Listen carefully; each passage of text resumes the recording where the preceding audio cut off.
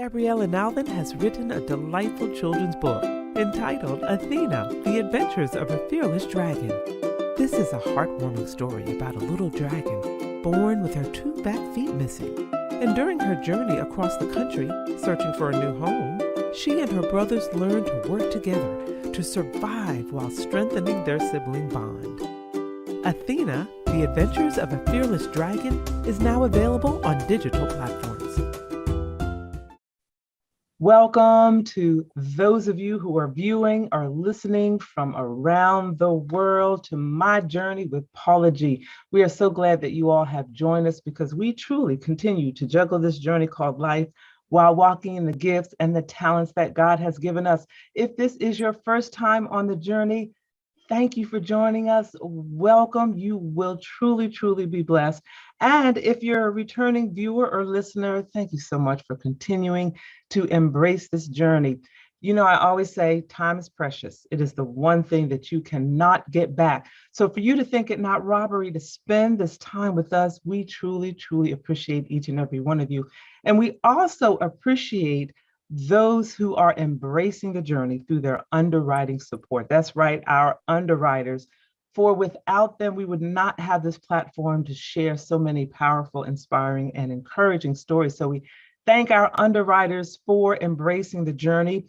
You know, underwriting is a great way to gain exposure for your business, for your product or service, while continuing to support the journey. So if you are interested in being an underwriter for My Journey with Paula G, please email jerryroycelive@gmail.com or paula@paulagvoice.com.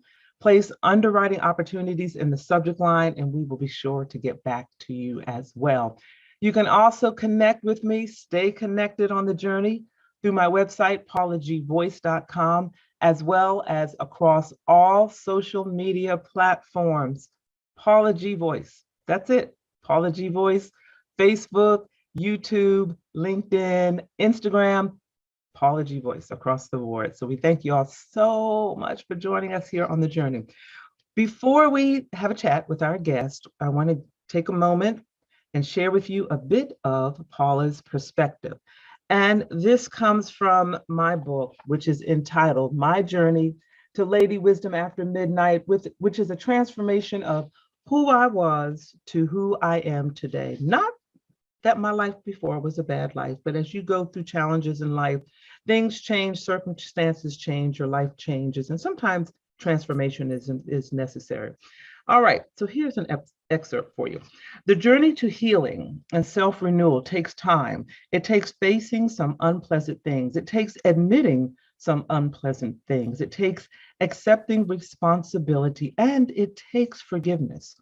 Sometimes it even takes giving up the right to know or understand why something happened, because sometimes the answers are dead and buried in a person or persons who have passed on. And when I tell you I had to learn that lesson on my own, I'm speaking truth. This is not something that I learned in a book, although it is in a book. It is something that I have lived, that, you know, as we go through this journey, part of transformation is healing. Y'all, we've got to heal from whatever it was, whatever the hurt, the pain, the anger, whatever it was, we've got to heal from it. And we may not always get resolution for whatever it is. And, you know, as I said, the person that hurt us may have passed on, and we may not get that resolution, that face-to-face resolution that we desire. But at some point, some way, we have to find a way to make peace with it, so we can open ourselves to all that God has for us in front of us. I know it's hard, it's difficult. I am preaching to myself. I know it is difficult, but sometimes we've got to find a way to release the anger, release the hurt, release the bitterness, forgive, so we can open ourselves to all the blessings that lie before us. So that is Paula's perspective, and I hope that helped someone. And before I bring on my guests, I also want to give a shout out to my dear, wonderful friend of over 26 years. We were Army wives together. And you know, when you're Army wives throughout life, that bond never ends. And I just want to thank her for this wonderful gift, finding the joy in your journey. So I want to thank my dear sister, Mrs. Inger M. Ferguson, who is also the South Carolina Educator of the Year for this particular year. So we thank her praise God for her, what she does in her ministry of education, because that's really a ministry, as well as her creative ministry, as she too is juggling this journey called life while walking in the gifts and talents that God has given us. And speaking of gifts and talents, my guest today, this young lady, you might want to get paper and pencil. I tell you all sometimes get paper and pencil. You might want to get paper and pencil because I know she's going to drop some nuggets. She's an author. She's a screenwriter. She's an actress, a producer. She's a healthcare worker, and she is indeed juggling this journey called life while walking in the gifts and the talents that God has given her. She is Ms. Tiffany Elle Burgess. Tiffany, welcome, welcome, welcome to the journey. Thank you.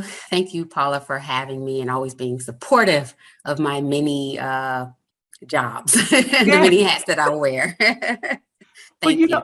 I think you are so welcome. I think you're such an encouragement because you truly are an example of juggling this journey called life because you still work full time while walking in the gifts and the talents that God has given you that I've mentioned, being an author and a screenwriter, an actress, a producer, a healthcare worker. So first of all, if you can, tell us a bit about your full-time job. And then how do you juggle it? How do you juggle it? How do you get it all done? Because you are just doing it.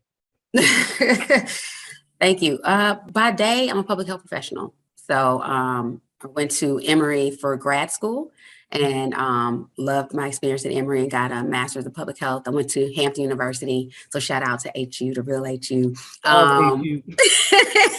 For undergrad and my undergrad degrees in biology. And I always knew I wanted to work in healthcare. I was pre-med at first. And so I do have that passion. So that's what I do by day, public health professional. I focus on chronic disease prevention.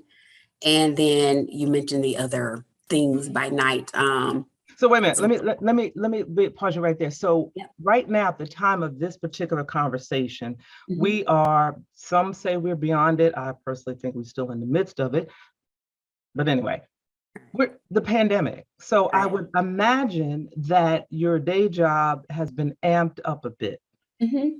It has. COVID has, the pandemic has changed things. I was on campus at CDC, and now I'm working from home, which is different because I'm a public health consultant housed at the Centers for Disease Control and Prevention.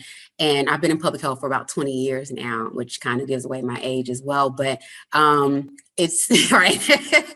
But yes, it's been busy. It's been busy. And I agree with you. I feel like we're still working through this pandemic.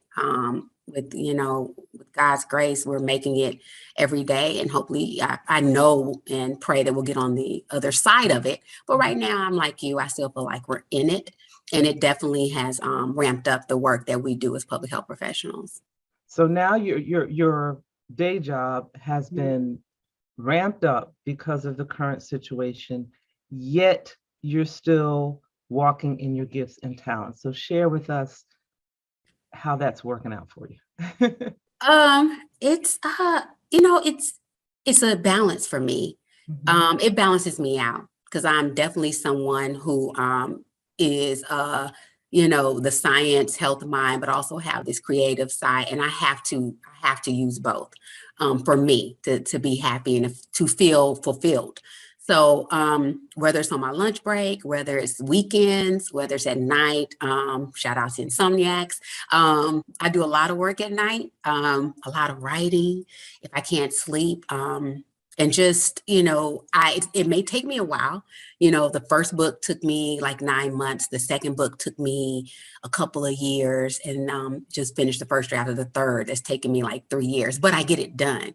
And I just carve out time. You have to make time to really nurture the gifts and talents that God has blessed you with. And that's something my mother has poured into me. He'll give it to you, but you have to work on it, faith without works. And you have to do your part. And that's what I try to do. I try to nurture the gifts that he's given me. So I hear within that and encouraging the audience, encouraging authors, and all of you have these gifts and talents, and you're saying, well, I don't have time to work it because I work a full-time job. What I was just hearing was praying for direction and praying for wisdom as to recognizing the opportunities, like you said, lunch break, recognizing that here's an opportunity where my lunch break is 30 minutes, 45 minutes, an hour, doing something with that time toward using my gifts, getting home and doing a lot of this at night and finding that balance. And it sounds like that your gifts and talents, you have the energy for them because they are your therapy. Is that fair?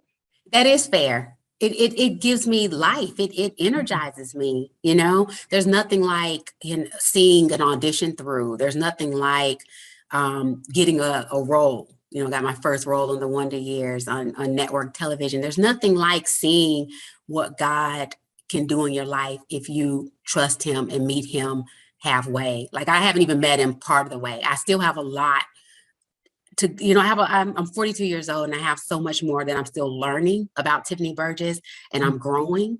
And I'm amazed at what he's done thus far, but I'm excited to see what he has in store for me if I just step out on faith and do my part. So you have to carve out a little bit of time to learn those lines or to jot down some notes for your book. And don't put yourself on a timetable as far as finishing, because that to me sometimes can be a trap. Now it's time management, and you do want to make sure you have a plan, right? And it's okay to set milestones, but don't get discouraged if you didn't finish, by April. I wanted to have this third book done by last August, 2021, before I turned 42. Well, it's okay. I got the first draft done, the first quarter of 2022. And that's okay. Like that, I'm still rolling, Yes. And okay, now I told you all, paper and pen. She just dropped some nuggets about the timetable and using your time. And I love what you said about meeting him. He's opening these doors and you feel like you've only met him part of the way, and you have so much further to go. And when he gives you those gifts and talents, he's given them to you. Now you have the responsibility of figuring out how to utilize them. And it's different for everyone, because maybe for someone else, well, I can't do it at lunchtime because I got to check on my kids, this, that, the other. Okay, that's fine. We're not saying that's written in stone. What we're saying is you have to figure it out for yourself, and it's not easy, and you might lose some. You gave shout out to the insomniacs. You're gonna lose some sleep, right? So oh my gosh, I know you just helped somebody with that. And then the books, that each one was not completed within the time frame that you thought it needed to be complete, but you kept going and you didn't stop. And now you've completed 3 books. I love it. Don't give up. Don't give up. Sometimes you get discouraged, and it won't be easy, but I feel like nothing worth really having. It's just easy. It just comes easy, right? You have to put in some hard work. You have to, really focus and have this goal in mind, and then a plan to reach your goal. And then you just keep pushing, So Skin Like Mine, as I've told you before, wasn't a children's book.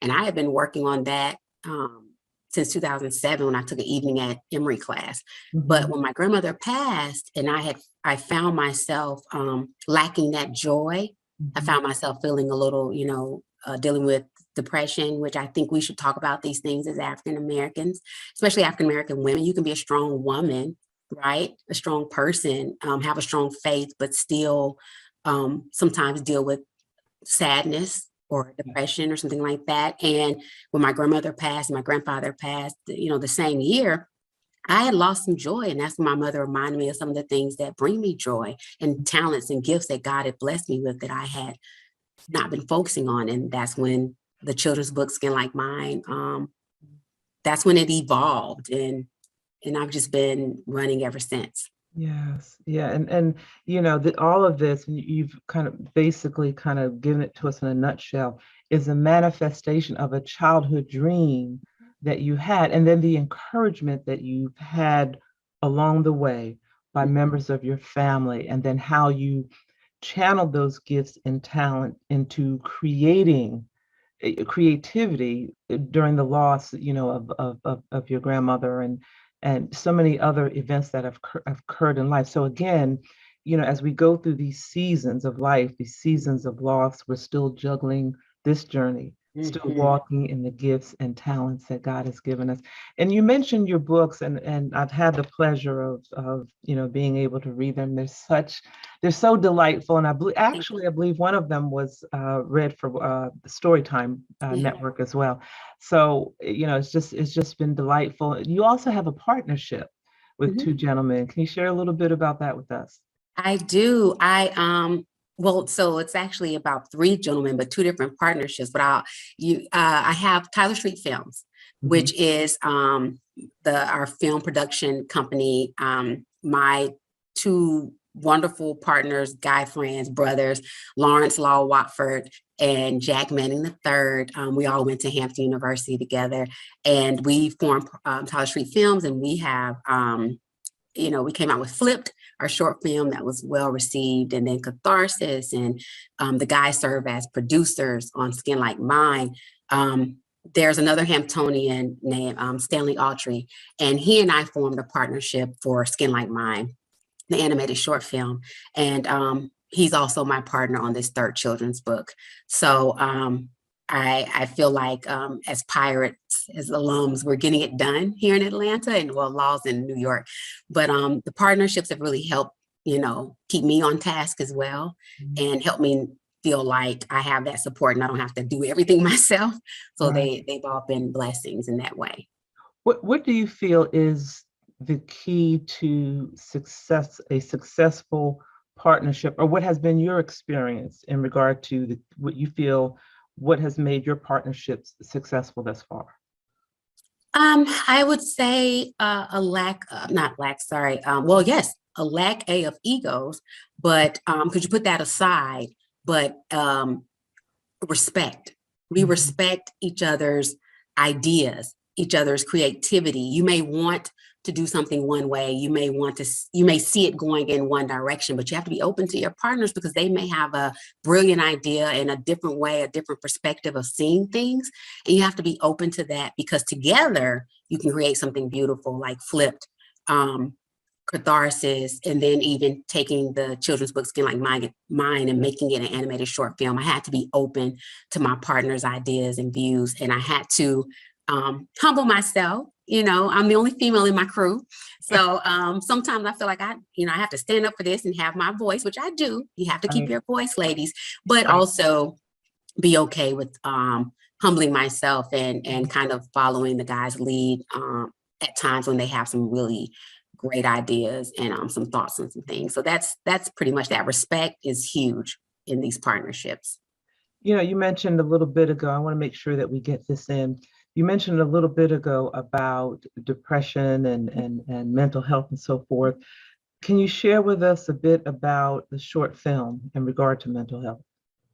So I do have a short film that's in post-production that's also in partnership with Stanley. And we both star in it, but I wrote the screenplay for it, and Jack and Law have been very supportive, and then some of our other acting friends and family here in Atlanta. And it really, I can't say too much because in post-production, but I will say this, it shines a light on mental health in African Americans. Mhm. And I feel like it opens up the door for the discussions that we need to have. It's not something that we should be ashamed of. And it could be like, I feel like it's so taboo in our culture. It's so almost, people feel ashamed to even say they're down. Mhm. You can get down, you just don't stay down, Mhm. And so it's okay to have those outlets, go to therapy, talk to someone, And so it really, I feel like once it's out, it will open up a lot of needed discussions. You mentioned earlier, the thought just went through my head, I got to do things when I think of them when you get to my age. You mentioned the Wonder Years. Do we know specifically which episodes of if people go back and watch on demand? Do you remember which episode it was specifically? It aired on January 19th, Okay. 2022, and Okay. it's the episode I'm with the band. I think it's episode 112 on Mhm. ABC. Okay. Yeah. Yeah. And then I thought there was one where, oh, a clerk in a store. Yeah, that's I play That's the okay. I play the store clerk with with Dule Hill and EJ Williams, and it was Yeah. just some amazing experience. So yeah. Excellent. Excellent. Excellent. Flip, in the few, we've got maybe a couple minutes. Flipped was, to me, it was such an ingenious concept. And to watch it from the beginning to the end was just really so powerful. And I remember an interview with the woman that played the mother of the young man and her reaction. And it was just a powerful interview because it was sort of the shoes on the other foot. And now Mhm. she gets it, if that's fair to say. Mhm. You know, Yeah. so can you Yeah. share a little bit about Flipped and how that concept came about? Flipped is a short film that just reimagines the society, in which we're living.